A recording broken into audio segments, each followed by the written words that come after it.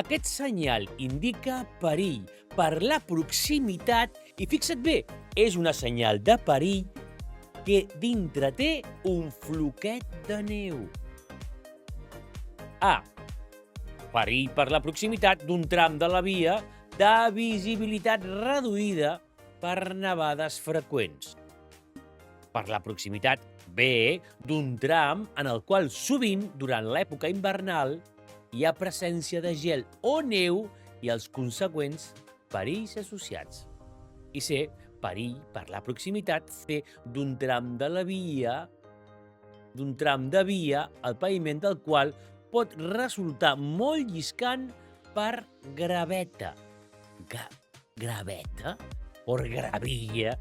No lo creo, això, No ho crec pas. Això és un floquet de neu.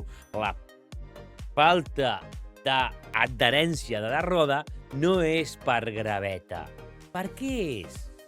És la visibilitat que es redueix? No, és un tram on sovint, a l'època hivernal, hi ha presència de gel o neu. Per això tenim un floquet. Queda clar? Sí. Passem a la següent.